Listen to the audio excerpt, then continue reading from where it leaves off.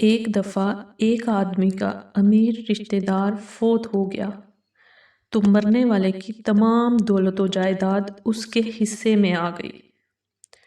چونکہ اتنی ساری دولت بالکل غیر متوقع طور پر اسے ملی تھی اور اس سے قبل اس نے اتنی دولت دیکھی نہیں تھی، بلکہ یوں کہنا چاہیے کہ اس کے خواب و خیال میں بھی نہ تھا کہ اسے اتنی دولت مل سکتی ہے، اور چونکہ یہ دولت اسے میراث میں ملی تھی اس لیے اسے دولت کی قدر نہ تھی۔ اس نے بہت فضول کاموں اور خوب عیاشی میں تمام کی تمام دولت خرچ کر دی اور کچھ ہی عرصے میں بالکل خالی ہاتھ ہو کر بیٹھ گیا۔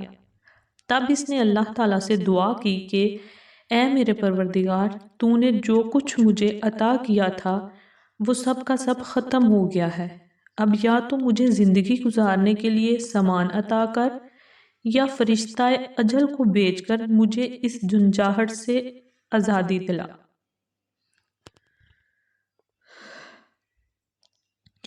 دعا کے ساتھ ساتھ اس نے بہت گریہ زاری اور سینہ کوبی کی۔ اصل میں اسے ایسے مال کی خواہش تھی جو بغیر محنت کے حاصل ہوا اور چونکہ اللہ سے مانگنے والا کبھی خالی ہاتھ نہیں لوٹتا، لہٰذا ایک رات اس شخص نے خواب میں ایک فرشتے کو دیکھا جس نے اس سے کہا، اے خوش بخت، یہاں پر تم کیا کرتے ہو؟ اللہ نے تمہاری فریاد سن لی ہے، مصر میں ایک خزانہ تمہارا انتظار کر رہا ہے، فلاں بستی کے فلاں مقام میں خزانہ دفن ہے، تم فوراً پہنچو۔ یہ خواب دیکھ کر اس غریب آدمی کی جان میں جان آئی، بڑی ہمت باندھی اور بڑی مشکلیں برداشت کرتے ہوئے مصر پہنچا، اور پہنچنے میں ہی خالی ہاتھ ہو گیا کیونکہ جو کچھ اس کے پاس تھا وہ سب خرچ ہو گیا۔ اسے بھوک بھی شدید لگی مگر جیب میں ایک پیسہ نہ تھا۔ جب بھوک برداشت سے باہر ہو گئی تو بھیک مانگنے کی سوچنے لگا۔ شرم تو اسے بہت آئی مگر بھوک نے اس قدر بدحواس کر ڈالا کہ وہ بے بس ہو گیا۔ یہی سب سوچتے ہوئے وہ باہر نکلا اور ہچکچاتے ہوئے پھرنے لگا مگر کسی کے سامنے ہاتھ نہ پھیلا سکا۔ اس زمانے میں شہری لوگ چوروں سے بہت تنگ تھے۔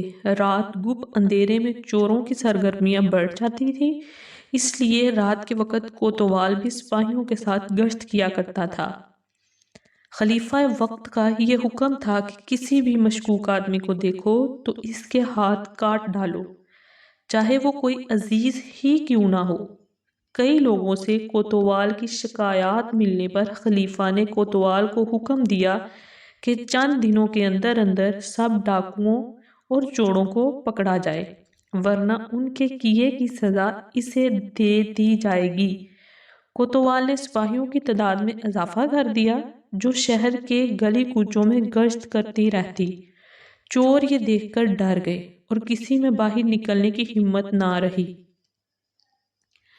یہ آدمی جو بغداد سے چل کر مصر آیا تھا ان سب حالات سے بے خبر تھا، اسی لیے کچھ کھانے کی تلاش میں رات کے اندھیرے میں گھوم رہا تھا کہ کوتوال نے آ کر پکڑ لیا اور خوب مار پیٹ کر پوچھا، تو کون ہے؟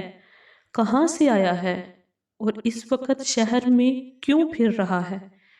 اس شخص نے روتے ہوئے جواب دیا، مجھے مت مارو، میں تمام حقیقت سے تمہیں آگاہ کرتا ہوں۔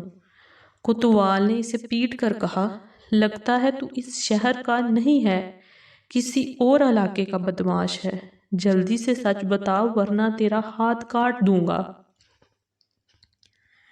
اس نے قسمیں کھا کر کہا، میں ڈاکو یا چور نہیں ہوں، میں تو ایک مسافر ہوں، بغداد میں میرا گھر ہے۔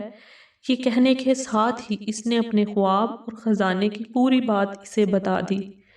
کوتوال حیران ہو کر بولا، ارے بیوقوف، چل میں مان لیتا ہوں کہ تو چور نہیں ہے، مگر تو صرف ایک خواب پر اپنی لالچ کے باعث جان جوخم میں ڈال کر بغداد چلا آیا۔ اب میری بات سن، تجھے بغداد میں رہ کر مصر کا خزانہ دکھائی دیا، اور میں نے مصر میں رہ کر بغداد کے فلاں محل اور فلاں مکان میں خزانہ دیکھا، بلکہ میں نے یہاں تک دیکھا کہ اس مکان کے کس حصے میں خزانہ دفن ہے، لیکن میں نے آج تک مصر سے نکلنے کی ہمت نہ کی۔ میرا دل مجھے کہتا تھا کہ مجھے کس چیز کی کمی ہے، میرا خزانہ تو یہاں میرے گھر میں ہے، اور میں اپنے اسی خزانے پر آرام سے بیٹھا ہوا ہوں۔ اس آدمی نے کوتوال کی یہ باتیں سنی تو خوشی سے پاگل ہو گیا، سارا دکھ جاتا رہا اور سوچنے لگا کہ اس قدر مار کھانے کے بعد نعمت کا ملنا لازم تھا، اصل خزانہ تو میرے ہی گھر میں دفن ہے۔